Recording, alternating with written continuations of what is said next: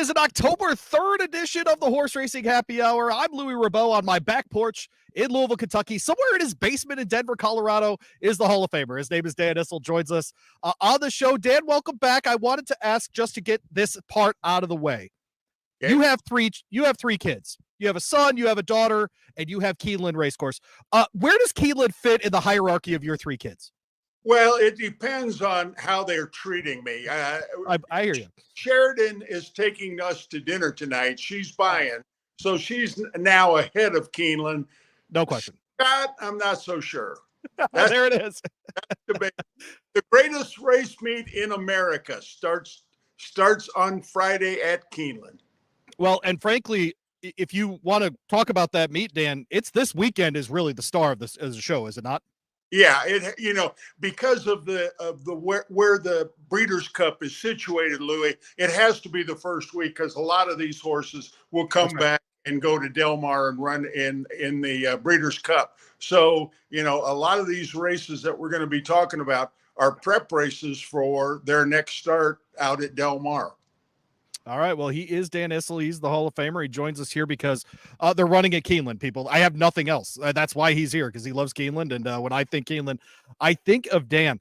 All right. So we've seen a lot of different races getting ready for this Breeders' Cup, Dan. And you told me that you were not interested in spending a weekend with me in San Diego, which I understand. It's okay. Here's what's hilarious. I hope you understand this. So Dan and I did a radio show for over a year and a half here in the Louisville market. And one of the things that we do not have in common is that I enjoy cigars and Dan does not. Okay. So we have that very much. And not only does Dan not like them, like, can you kind of smell me smoking it here? And we're like 6 states away. You know what? I can taste it. We're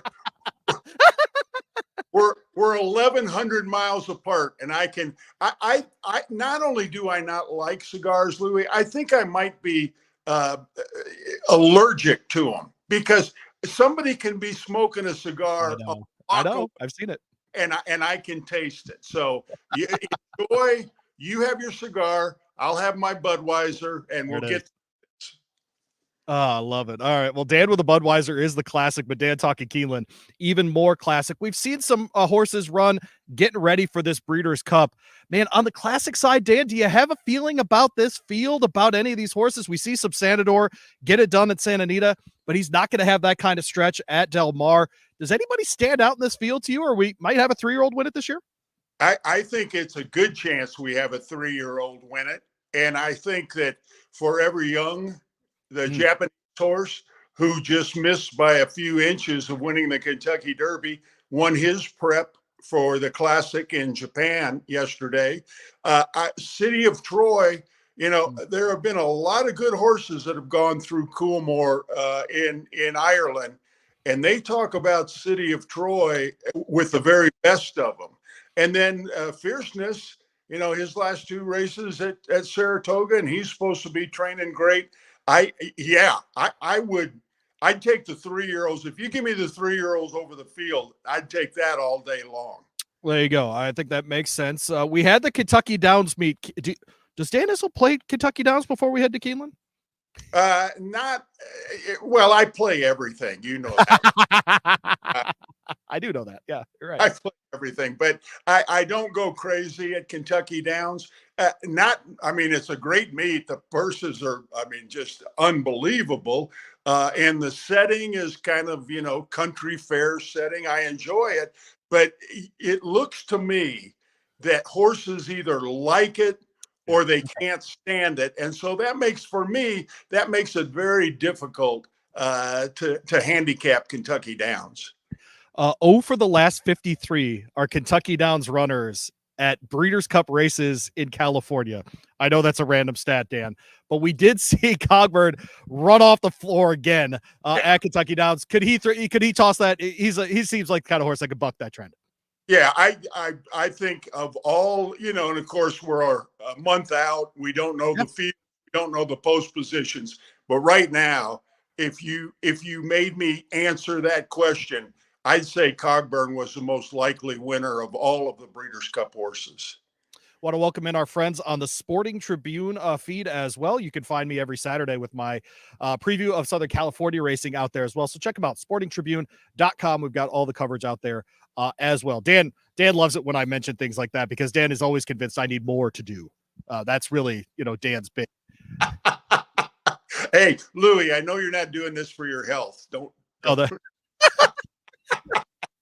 think I do anything for my health. How about that? I drink a lot of water. That's about it. But we'll get into it in a minute here. But, has anything stood out to you? You and I haven't had a conversation since the Pennsylvania Derby. I don't know why, and I had John Lindo on from Thoroughbred LA last week. There seems to be a downplaying of how good of a year Sees the Gray has had. He comes out, he wins the Grade 1 at the Pennsylvania Derby. He wins the Preakness. He wins the Pat Day Mile 2 weeks before that. In an era, Dan, when we are just begging trainers to run their horses, man, Lucas sends that horse out. He runs him. He ran 9 times between, February and September. That's the kind of horse that I can get behind. Why do you think he's getting so little credit? I think he's just a tad below the best 3-year-olds. I mean, he's when he's run well, he's run very well. And you make a great point about Coach Lucas. He wanted to run him in the Travers, and the people said, no, we're going to the Pennsylvania Derby. What happens, Lou, with some of these horses, and it certainly has happened with this horse, is when they syndicate them or a farm buys them for stud duty, they put kickers in. And so by winning the Pennsylvania Derby is a Grade 1. So they got just as much money. Now, I'm not talking about the purse. I'm talking about the purchasing of the horse for stud duty. They got just as much money winning the Pennsylvania Derby as they would have the Travers. So, you get a horse like that, he's already been sold for stud duty. You understand why they just kind of pick and choose their places. With his running style, Dan, where he needs the front, that's his style. He wants to be out there, get him on the lead, Jaime Torres, shake the reins, whatever they need. I think he'd be better off because it is a 2-turn race at Del Mar going into Breeders' Cup Dirt Mile rather than in the Classic. Do you agree with me?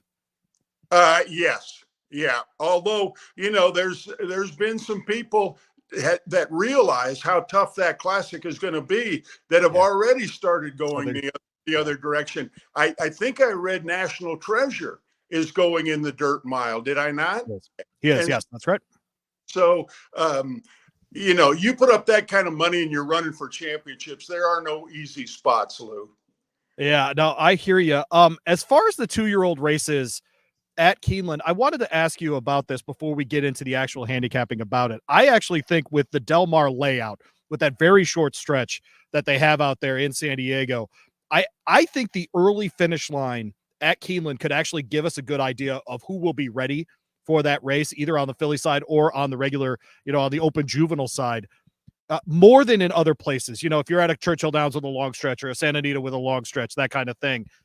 I think Del Mar and Keeneland mirror each other that way. Do you think there's a chance that we perhaps see the juvenile fillies or the juvenile champ this weekend? That's a great point, Lou, because when you have that short stretch, you've got to start getting those horses on the turn. You've got to start making your run on the turn. If you wait till you get into the stretch, you probably aren't going to get there. And so I think that's why, the futurity at Keeneland, to me, is a better prep than the Champagne, because the Champagne, you have the longer stretch at Aqueduct, and but they can come from all over. The one thing I'm anxious to see tomorrow, Lou, is the race in California. So far, it's always the California 2-year-olds against the rest of the country. And so far, I haven't seen any 2-year-olds take a great big step out in California. So I'll be interested to see the 2-year-old races at Santa Anita tomorrow. Yeah, I'm with you on that. I think, Baffert's got, I think, 3 of the 7 in the American Pharoah, and I'll be honest, I haven't looked at the filly race yet, but it will be interesting that way. I was joking with John Lindo last week from LA. He's in Carlsbad, closer to San Diego, but that, we all get mad that we see Baffert 3 out of 7 horses there, but we don't say anything when Chad Brown has 5 horses in a turf field. Well, the difference is Chad may have 5, but it's out of 7. In Baffert case, 3 out of 6. I think he's got 3 in. I'm pretty sure he's got 3 in the Philly race I'm too. sure. So, Yeah, I'm positive yeah, you're right. yeah. Yeah, of course. He is Dan Issel. He's with us here on the Horse Racing Happy Hour, an October 3rd edition of the show. Appreciate that very much. Going through this Breeders' Cup stuff and trying to figure it out as we get to Keeneland. You point out their meets are always going to be front loaded essentially because Right. it's a month before Derby in the spring. It's a month before the Breeders' Cup this weekend. A couple of win and ins on the Breeders' Cup side. Is there one in particular that you think, man, maybe the Jessamine or, a race maybe on Saturday that stands out as like a real, we talked about the juvenile fillies being potentially because of the stretch, solid predictors. Is there another one? Is there a turf race that you always try to watch? I was going to ask you about that. Up on top of the program, there's a little diagram of the track that gives the distances of the race. And on my program, some of those diagrams were in green. Yeah. What does that mean? Turf, Dan. It's turf. That means, I see. So wait a second. Keeneland actually has a turf course they can use. Okay. That's how you do jokes, folks. That's how you do jokes. That's what that is. I like it. I gotta say, the poor people at Churchill Downs that have to deal with me are so tired of me making jokes about that, Dan. It is stunning. I feel so bad for them having to deal with me. I'm like, hey, I'm going to show up and talk about your track. I'm like, you don't have a turf course. Especially, Lou, since I think it cost them $10 million to put this thing in, and it hasn't been right since then. I think we're going on 4 years. Yeah. It's a stunning development at what should be. I mean, with the money flowing around this place right now, Dan, in this state, I mean, it just seems like the kind of thing that we should have under control for sure. But here we are. Question though, you mentioned the one I'm anxious about. That's the Jessamine, the 2-year-old filly on the grass. That just handicapping that very quickly. There's a number of ways you can go. I'm pulling for Bregman, third for Houston, who got eliminated yesterday and is now a free agent. But he's got a justified filly in there that Rusty Arnold trains. That I'm going to kid. That's who I'd like to see, just because when somebody's new to the game, not Rusty. Rusty's been in the game 100 years, but Bregman. You like to see them have a little success when they spend that kind of money. So that's the filly I'm looking for. Our guy Steve thought that the green on the form meant the tarmac at Bluegrass International across the street, Dan. There you go. One of our listeners here in Louisville. By the way, tomorrow, if you want to come hang out with us, we'll be over at Jay Shepherd Cigars. A remote I never would have done when I was hosting with Dan. You can come find us on Bardstown Road. And then Friday night, a Breeders' Cup will be in San Diego at Excalibur Cigar. You can come find us there as well. And of course, October 29th, right here in Louisville, BA Colonial. We'll have our Breeders' Cup preview out there Tuesday night before Thanksgiving across from Iroquois Park, starting at 6:00. No cost to get into that thing. So come say hi. You can heckle me. That's actually something you can do. How about that? You can't heckle me when I'm on air. Come to these live events. You can heckle me there in the South End. Want to remind you about our friends at Manscaped. You can see it right there underneath, Dan. Use our promo code Horse Racing. You'll get 20% off and free shipping to your house. Dan, you have a straight edge razor from Manscaped. Tell me the truth. Have you opened the thing? Yeah, because when you talk about Manscaped, I don't think face. I hear you. When you sent it to me, I didn't even open it. But then you told me the last time I was on, it was a straight razor for my face. So yeah, I've been using it. Good product. There it is. All right. Dan Issel uses Manscaped. Manscaped.com, promo code Horse Racing, 20% off and free shipping to your house as well. I've actually been playing that angle up since you and I talked, because I discovered a couple of moms in our neighborhood bought the electronic foil ones for their sons for their first shaver, just to learn. And they love them. So there you go. Use the promo code Horse Racing. Get in. I think they know they make excellent products over there, and I really appreciate them jumping on the show with us. Let's get into that handicapping though, Dan. I know that you are champing at the bit, as they say around here. For that, can I bring up something? Of course. I'm very disappointed in you. Last Saturday night was the Iowa bred champion day at Des Moines at Prairie Meadows. Yeah. And you didn't ask me about my horse. We had talked about it several times before that. I have the receipts here. What are you doing? How did your horse do?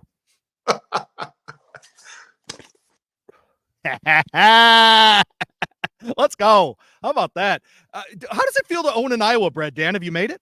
You know, I'm kidding. It's awesome. I can't say enough about Prairie Meadows. They had 8 races that night for Iowa breds, 2 sprints for older fillies and older horses, 50,000.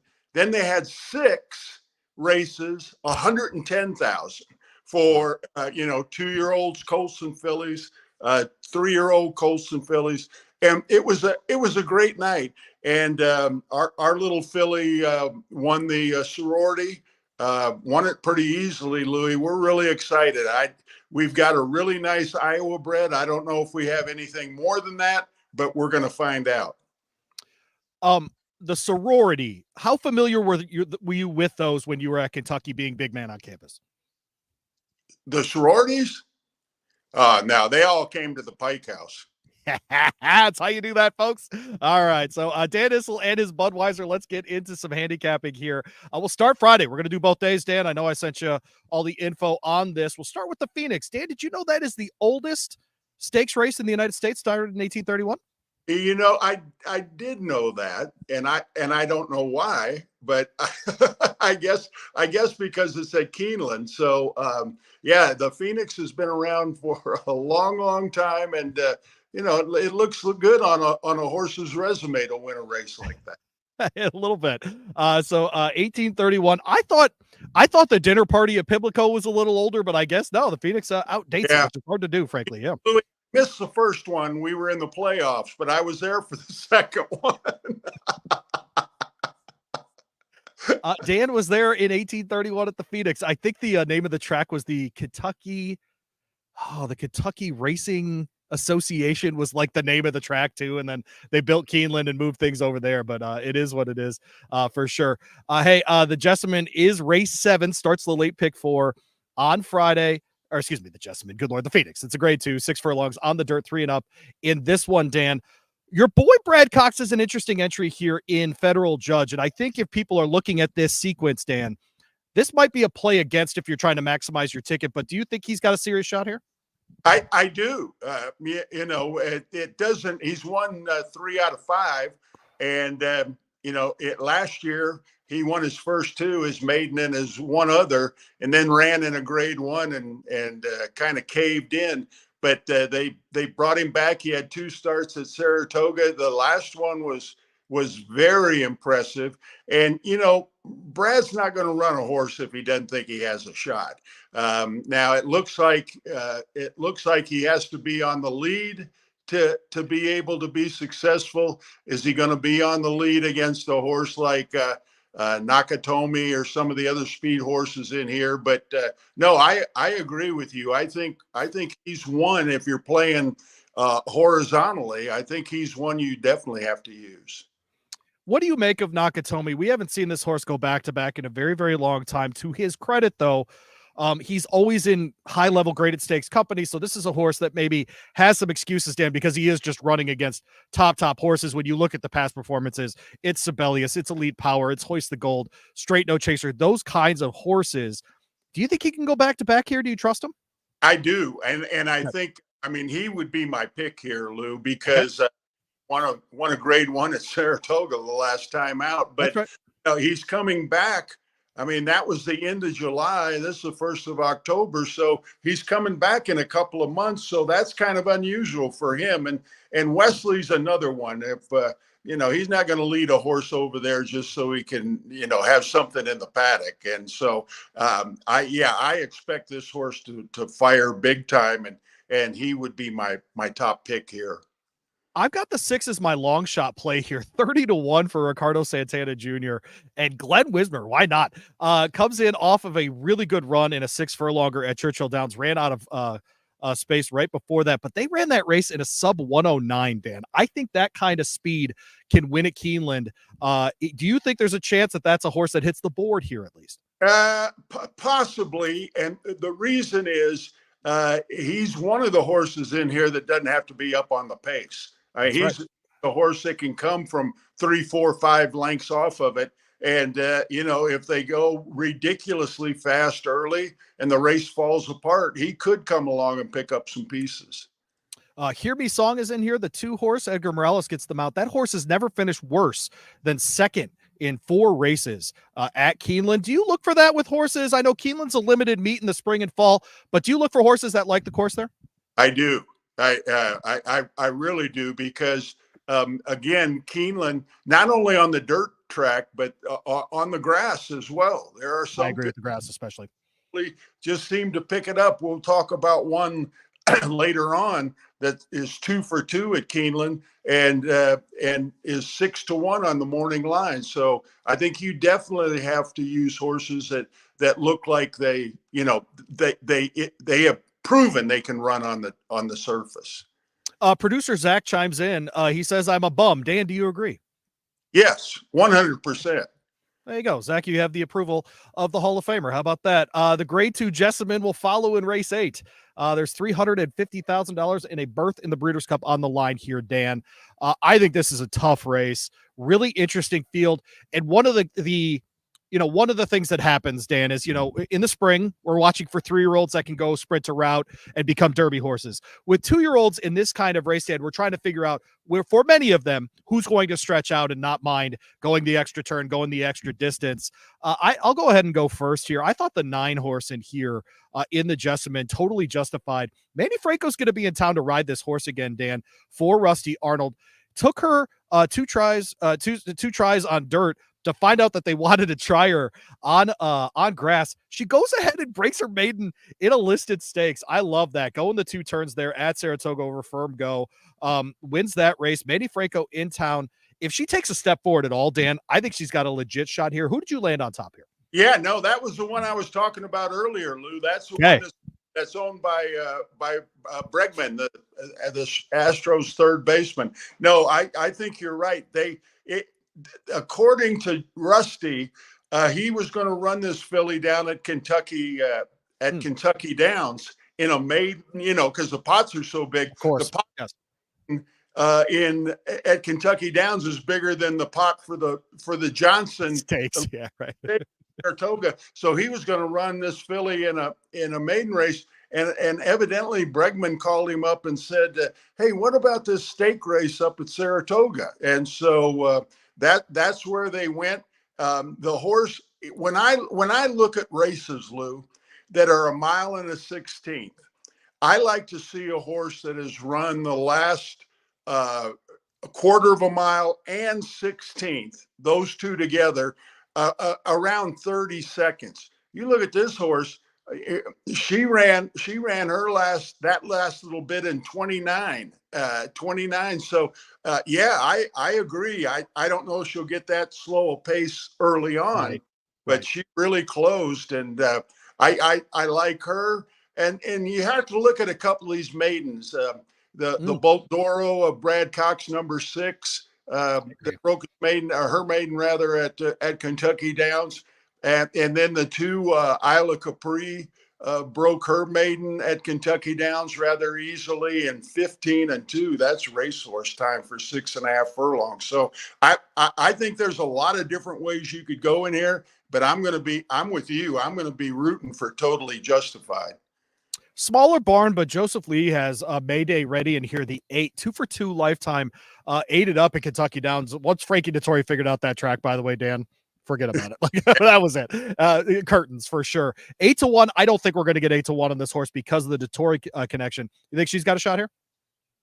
Yeah, no, I think there's all kinds of horses that have a shot. The buyers, if you pay any attention to the buyers aren't as good as some of these other horses in here, but sure, absolutely, she has a shot. Yeah, the buyers coming out of Kentucky Downs. Good luck putting those together. I don't know how they do it and how it translates to Keeneland, so I'm not going to lose much sleep over that. We'll move on to the Alcibiades. It is the Grade 1 Darley Alcibiades. It's 1 1/16 on the dirt. 2-year-old fillies here, $600K in the kitty. Breeders' Cup win and in race here, Dan, as well. The late daily double starts here in race 9. With this one, where did you land here, and how do you go about trying to figure out these 2-year-old races when horses do step forward? Are you leaning on more on trainers, on pedigree, on both? What is Dan Issel doing? On both in this case. I'm a big Brad Cox man, and I think Immersive has this field at her mercy. Nyquist is just having a phenomenal year. I think his stud fee this past year was 85,000. Get ready for about 150 next year, because he has had a spectacular year. And Bernardini mare, you can't get any better broodmare sire than Bernardini. You mentioned Franco, the last race. He's here. I'd be really surprised if anything else wins this race except Immersive. Okay. Wow. Okay. I have the 6 in here as an interesting one in Quick Kick, out of the Tom Amos barn. And we talk about, Dan, I just asked you that question about pedigree or about trainers. This is me just trusting, a Tom Amos, who I think of as one of the great developers, especially of young fillies. From 2 to 3, we saw that with Serengeti Empress, not Swiss Guide ever. So we've seen this before with him. I think she's interesting here, especially at 4 to 1. Dylan Davis. Is anyone having a better sort of personal year than a guy like Dylan Davis? No, he's and what's funny, Lou, is how long it's taken him to get to this point. Because I mean, he's no spring chicken. He's been around for a while, and right. all of a sudden he's getting on. I mean, Charlie Appleby's using him, for crying out loud. And so whatever he's doing, keep doing it, because he's doing great. The interesting thing about Quick Kick, Lou, is this is McKenzie's first crop, and this filly sold for $550,000 as a yearling. And so all of the things are in the right places. That's for sure. If a first crop sire is going to bring $550,000. Would you be surprised coming out of the mud if a horse like Quiet Side, the 7 here, takes a step forward out of that spinaway? Yeah, possibly, but she got beat a length and a quarter by Immersive, who I think going 2 turns is going to take a huge step forward. So I'm still with Immersive. All right. Well, let's move to Saturday then. Dan, I'm going on Saturday. Are you actually jealous of something about my life? Yes, I'm very jealous. I go to Prairie Meadows and you go to Keeneland. How the tables have turned, young Dan Issel. How about that, buddy? You like that? I like that a lot. All right. I'm actually jealous you got to go to Prairie Meadows, so there's that. All right. So let's go ahead and get into Saturday. Is this the best day on Keeneland's race calendar this year? I say yes. Yeah, especially for the fall. Bluegrass Day. Bluegrass Mix Day is awesome. Yeah. It would rival it, I think. But no, in the fall, this is far and away the best day. There you go. We will start with the Woodford. It is a 5.5 furlong, sprint on the turf there. That's what the green is for, Dan, and that's what Keeneland has. So they'll use the turf course at Keeneland. I got it. They will be using the turf course. I like a long shot in here, Dan, in Coppola. I think that this horse didn't like Kentucky Downs last out. We're going to get 20 to 1 on this horse. Last time we saw this horse flat racing on turf, it ran a really good second at Ellis Park to Charcoal, who's also in this field. I'll take 20 to 1 all day. This is probably my win place kind of bet of the day, Dan, where, I'm just, pretty easy 20 and 20 win and place, that kind of thing on this horse, hoping that Tyler gets this horse up in this spot. But I do think there are some other horses in here that are obvious. Our Shot, No Nay Hudson, No Balls, etc. I didn't mention some of the other really obvious good horses in here. Where did Dan Issel land? You know what? You're going to get all of 20 to 1 on that horse. You might get 30 to 1. Let's go. I need all of it. This was the horse I was mentioning before, Lou, Arzak, who has been there or thereabouts around some really nice horses. But look at his record at Keeneland. He's 2 for 2. He won the Shakertown earlier in the spring. and he won the Woodford. Won this race. Yeah. Won the same race last year. So I'm definitely using him. It might be a little too early to give up on no balls. You know, he won the Breeders' Cup Turf Sprint last year at Santa Anita when we were there and saw this. And then he's off for 9 months, and he comes back and at Saratoga gets beat by some of the horses in here by 3/4 of a length. We were talking about Kentucky Downs. Although it was Cogburn, didn't look like he was crazy about Kentucky Downs. I wouldn't give up on no balls just yet. So Arzak did me a huge favor this year, Dan, and that was by not winning the Wolf Hill, because I had Arzak and I had nothing better, and I got a solid $2,200 out of the middle pick 5 on Haskell Day at Monmouth because Arzak didn't win. How about that? Instead of I think his payout was like $800, so he did me a favor that day. How about that? There you go. I got to take you. Have you been to the Haskell? And he was, yeah. I got to get you out there. That's a fun day, man. It's a great day. Monmouth is a great place. Oh, it's fantastic. Do you know what it is? It's Keeneland in New Jersey. That's what Monmouth is. Yeah, I wouldn't go that far. Oh, a New Jersey version? Come on. What are we doing? What would you compare it to? For New Jersey, it's terrific. Are you still mad at the Nets? Admit it. Are you still mad at the Nets? Yes. Okay, just checking. Just making sure. Look at this picture. That's the Kentucky Colonel Championship picture. Eat it, Dr. J. How about that? Eat it. Yeah. If it wasn't for Dr. J and the Nets, I'd have 2 of these pictures. Eat it, Dr. J. How about that? Do you worry at all about the jockey change to Arzak on Saturday over to Jaime Torres rather than Irad running? Or is the turf sprint a little bit less of work to do? No, this kid can ride, Lou. I agree. Torres can ride. I don't mind that at all. If anybody hasn't seen it, go to our YouTube page, Horse Racing Happy Hour. We sat down with Jaime and he walked us through all of the stages of the Preakness. We did a video with him, like a step-by-step of that race. Go back and watch that. It's evergreen content. It's really, really good. Jaime was really, really good that day. Mike's still in that episode, Dan, so maybe you don't want to watch it, but other people can. You know, that's an okay thing. There you go. We'll move on then to the Thoroughbred Club of America. This is a grade 2, 6 furlongs.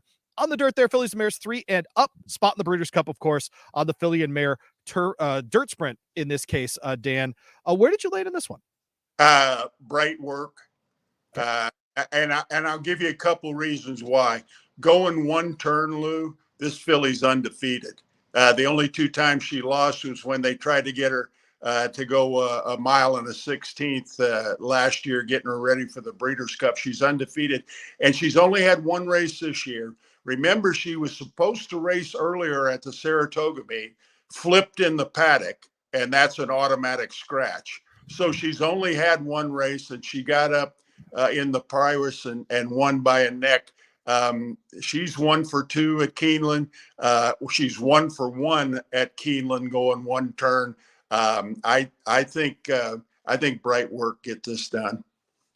You know, we talked about Dylan Davis earlier. John Ortiz is having a fine year too, frankly, right? And so, you know, we see his horses popping up more and more in these kinds of spots. Louis Size will get them out there on Bright Work. I looked at the 6 horse here as well, Dan. Looking at Zeitlos, I think she's an interesting one for Steve Asmussen. When I think of Asmussen's best horses, by the way, I think of 6 furlong sort of sprinters. And so I do think there's something there. Do you think Zeitlos got a shot here?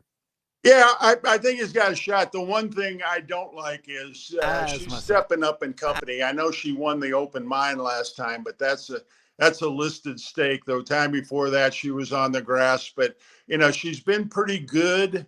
No, she's been really good on those races. But when she steps up into graded company, it gets a little deep. So, but yeah, sure she has a chance. Your buddy, Rusty Arnold, has red carpet ready in this one. Any chance of a return to form for her? You know, I really don't understand what they were doing. I guess I know. You know, she's a grade 3 winner. No, a grade 2 winner on the dirt.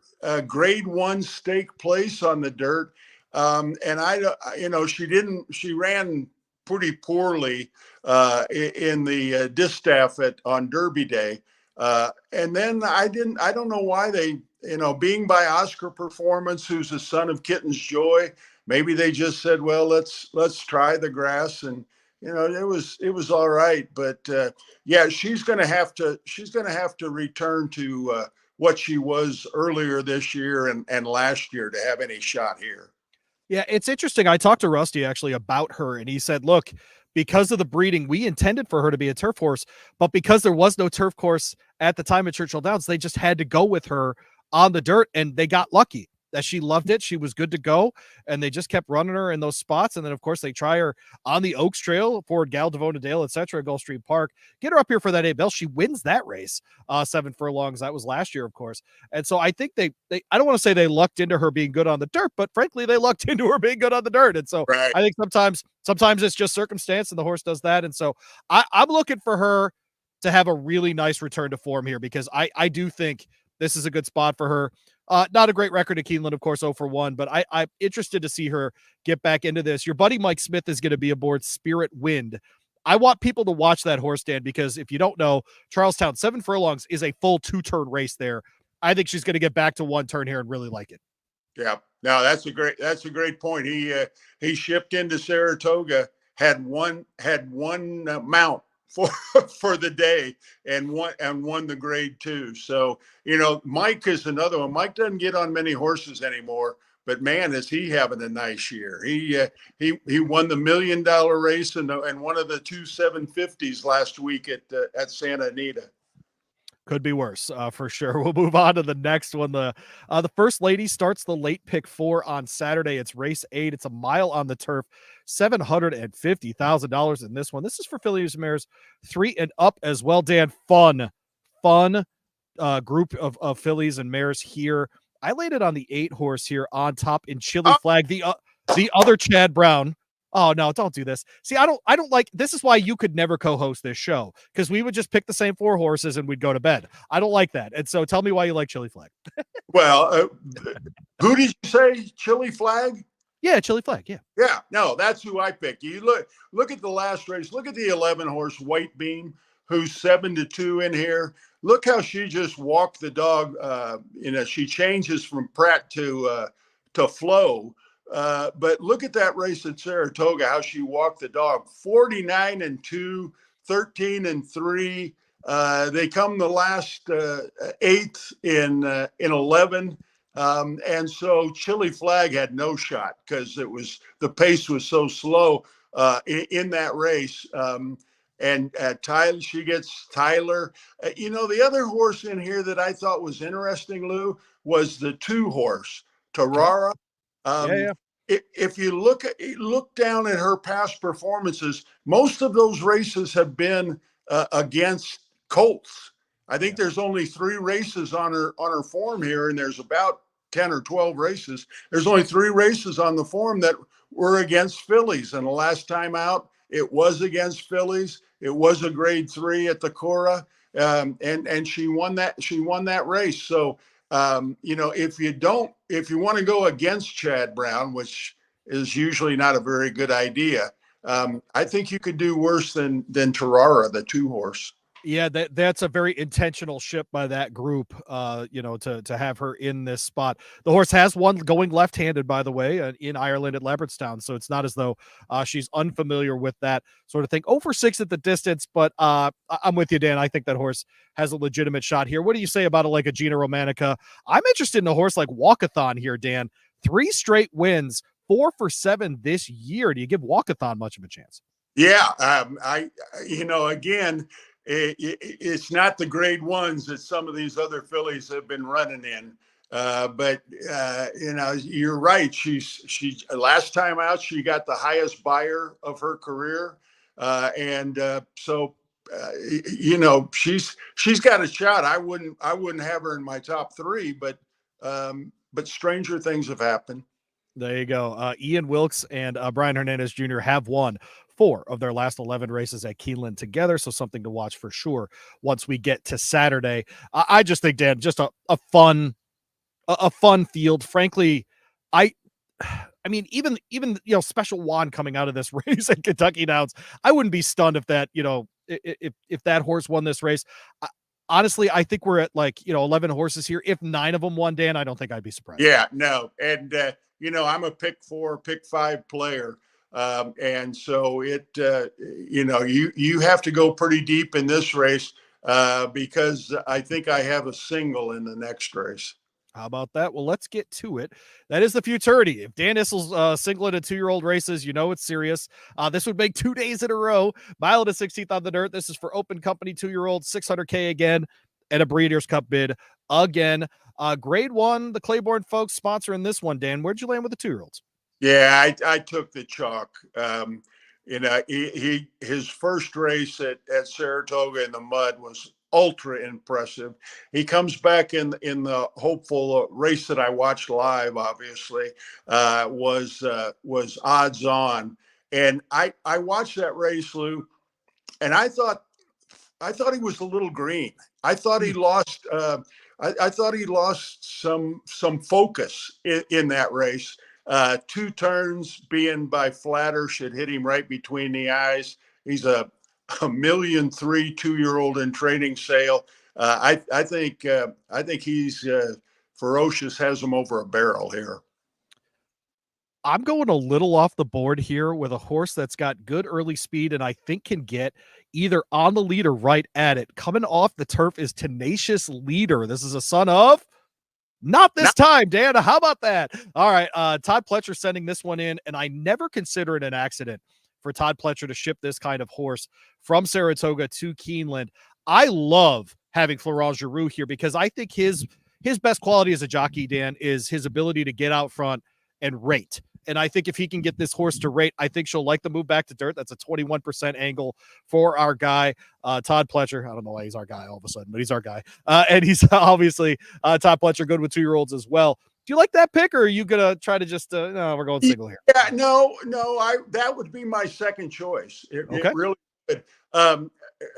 For those that pay attention to this sort of thing, Zulu Kingdom, who beat him in neck last out, came back and won another stake at Aqueduct or Belmont at Aqueduct last weekend. So Zulu Kingdom is a decent horse. He's more than decent. He's a good horse. And so if you like those kind of comparisons, then you have to like this horse.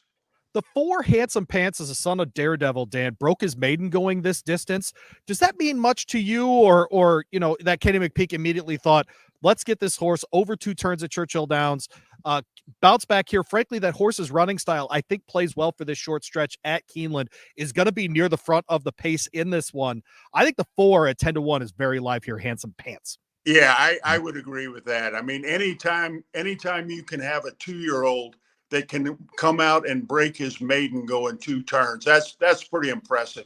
Usually you have to have a race or 2 under your belt to win going 2 turns first time out. He got a good buyer speed figure, and nobody's been hotter this year than Kenny and Brian. So I like that pick. We had an interesting day, around the Iroquois and the Pocahontas a couple weeks ago here at Churchill Downs, and the Saratoga horses finished on top, of the Ellis Park horses filled out all the rest of the superfectas and that kind of thing. Just as you're sort of watching the 2-year-old programs develop, Dan, are we very far off? And I interviewed when I was down at Kentucky Downs this year, I interviewed Dale Romans for the Kentucky Racing Spotlight, which is the shirt I'm wearing today. And he said he thinks that the Ellis Park program is going to get to a point where, for Kentucky-based trainers, the purses are going to be at a level where it's just simply not worth it to ship to Saratoga. Do you think we'll stay, though, in an era for at least a little while where there's still a lot of prestige in shipping to Saratoga, and that's where the best 2-year-olds will be? Sure. And it depends on your ego, I think, quite frankly, because there's nothing like winning a 2-year-old maiden race at Saratoga. I mean, that's people dream about that, but it costs a lot of money to ship up there. You're in Saratoga Springs. It costs a fortune for your help to find housing up there, and so it's a very expensive. And it's just everything in New York is more expensive. I mean, you have to pay this fee and you have to pay that fee and you have to do this, you have to do that. And so I agree with Dale. Dale told me of several years ago that, unless he knows he's got a champion, he keeps them right here in Kentucky. And I'll tell you who else does it, Lou, is Brad. Brad keeps 2 years down at Ellis, and the money is close. So to me, it makes a lot of sense. And we're not Saratoga 2-year-olds yet at Ellis, but we're not far behind. Yeah, I think it's going to get closer as we move on, and that's an interesting change in the dichotomy of that, Dan. Where you mentioned it earlier in the show, as we used to look to Santa Anita for that, right? That was something where we were watching the 2-year-old series out in California, and with the it's about money at the end of the day, right? That these horses are able to stay at a place like Ellis Park or at a Churchill and, back and forth between those places. It really is a change in that dichotomy. Yep, for sure. For sure. All right. Well, the most expensive race ever run at Keeneland that is not a Breeders' Cup race is the start of the late daily double. It is the Grade 1 Coolmore Turf Mile. Obviously a mile on the turf there, 3 and up, a Breeders' Cup win and in for the Turf Mile. Dan, I've got a long shot in here that I like, but boy, another really fun field, no? Oh, yeah. It's a great field. I don't, Mountain Bear and Kikuli, I don't know. Those are 3-year-olds coming over that, and you look at some of these. I mean, the 2-horse last time out got beat a neck in a Group 2 at Newberry. The last time before that, he was in a Grade 1 at Deauville and got dusted. So I kind of threw those 2 off my ticket. I was looking for a horse that I thought could beat Carl Speckler, and I couldn't find him. I get it. Couldn't find him. He's, oh gosh, now I'm gagging for the name, as Dan Issel would say. Who is the really fine horse? He just went to retirement, won the 4-Star Dave a couple times. They raced him over in the Arabian Peninsula too. Oh my goodness.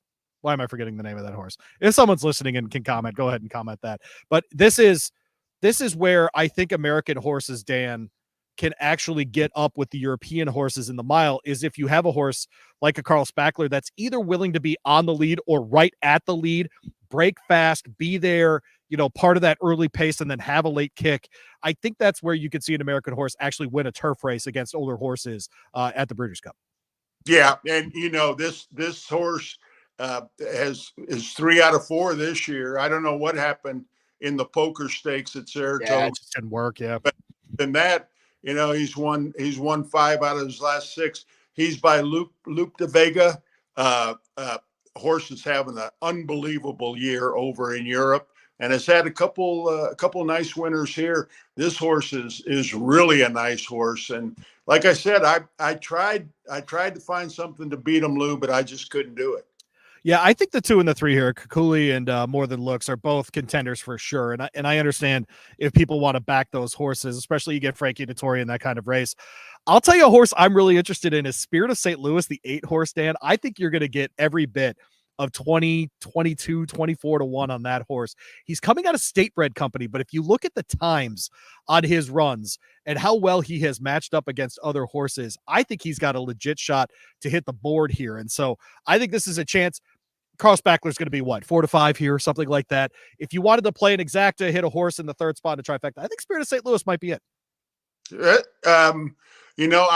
kind of, when I saw that he was coming out of State Bred races, I kind of threw him off, but he's won in open company, and he's always been there or right there. I mean, he has 8 wins in 3 seconds out of 11 starts, Lou. I think that's a good pick. I like that pick. All right, so let's close the show with this, because I've wanted to ask someone who's been in the owner's game like you as much as you have and as often as you have and as long as you have, frankly. There's a horse running right now that everyone's in love with, and I think they're doing the right thing and the proper thing with, and that's Next. He's running in these more marathon-y type races, and he's dusting the field. He looks terrific doing it. Do the owners, the trainers, any of the connections to that horse owe horse racing anything to run that horse in the Breeders' Cup Classic, or are they doing right by the horse and getting the checks? Because I think what we forget when we sit in a chair like I am and like I do all the time with this show or with you know, the show on ESPN 680, it's easy to say, oh, this is what I want as a fan. And I'm only thinking about next, the one horse. We forget that these are operations, right? And that one horse can help pay for another horse or another 5 horses or another 10 horses, whatever it might be. If you own Next, would you be happy with how they're handling them? And why is the answer yes? Well, if they're not going to the Breeders' Cup, then the answer is yes. You know, that horse owes them nothing, and that's a common phrase. But Lou, they claimed this horse for $62,000, and they found out. I don't know if it was by mistake or not, but they found out what the horse can do, and what he can do is incredible. I've never seen a horse run 1.5 miles and then kick it in, and, and that's what he does. And so, no, if I was them, I would sure stay away from the Classic. And you know, with what is the turf race is worth $5 million this year. You know, there's going to be a bunch of really good horses coming overseas in that race. I wouldn't run him in the. I'd find another 1.75 mile race and pick up $90,000. Want to thank Steve who's listening. It was Casa Creed. That's who I was thinking of. Carl Spackler reminds me a lot of Casa Creed, Dan. There you go. Yep. All right. Yep. Well, yeah, I see this on Twitter, and someone who I really respect, his name is David Aragona. He makes the morning lines for NYRA, for the NYRA tracks, and I really respect him. I think he's got a really good horse racing podcast as well with the Time Form folks. And he is all over this, Dan. He really thinks they're doing a disservice to the game by running them in these races. And, oh, this division's not going to be around for very long. I'm like, that's not their fault. Like that's not their fault that their horse is winning all these races by 10 lengths and picking up all these checks. That's what you're supposed to do. Exactly. That's why they put 62.5 in the claim box, Louis. That's exactly right. Well, I'm glad Dan Issel agrees with me. When is your little sorority girl going to run again? We don't know. She that Saturday night was closing night at Prairie Meadows. She is safely tucked in her stall at Turf Paradise, where our trainer Kevin Eichberry winters.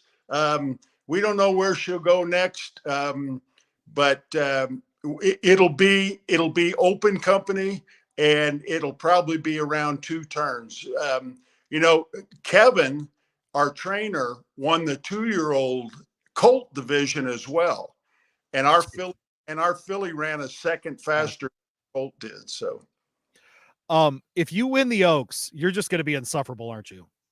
Yeah. If I win the Oaks, you won't have me on this show anymore. Can we declare something on October 3rd, way ahead of this? Obviously a ridiculous claim. Your horse wins the Oaks, you, me, shirtless, infield, Churchill running around. Boom. Yeah, we're doing it. There it is. Hey, Lou, I'm 70, almost 76 years old. Nobody wants to see me shirtless. He's Dan Issel. Find him on Twitter at Dan Issel44 for no reason. He doesn't tweet. It's okay. He's in his basement in Colorado. Please say hi to your wife for me and enjoy a dinner paid for by someone else. Your favorite kind of dinner. Thank you, Lou. Always great to see you. Enjoy the rest of the cigar. And I will enjoy Keeneland on Saturday, even though you won't be there. So there you go. Thanks, Dan. Appreciate you. All right. Bye-bye. All right. Dan Issel, the great Dan Issel, joining us here on the Horse Racing Happy Hour. Appreciate his insights for sure. Again, I'll be out there on Saturday at Keeneland. We'll talk to Brad Cox tomorrow at 10:40 on my local show here in the Louisville market. And you can listen to it anywhere in the world. Just ask your smart speaker, frankly, or listen to us at ESPNLouisville.com. We'll have that interview for you tomorrow. We'll talk about all of Brad's runners this weekend as well. I'll be out there on Saturday at Keeneland. And if you are so inclined, find me on Twitter at Radio Louie. Tell me that you're going to be there too. I'll be out at Jay Shepherd Cigars tomorrow, and so I'll have a ton of cigars to hand out to folks on Saturday. So if you want to hang out in Lexington, shoot me a DM on Twitter at Radio Louie. Be happy to get along with that. You can always email the show at horseracinghappyhour@gmail.com. We're happy to answer your questions over there as well. For Dan Issel, for all the guys, I'm Louie Rebell. Thanks for making us part of your horse racing weekend. We'll be back next week. It's Maryland Million preview. So we'll have Callie Francois, our guy Dan Illman, and of course, Johnny P will be back on the show as well. So glad to have all of them as part of the show. Again, Louie Rebell at Radio Louie on Twitter. We'll see you next week.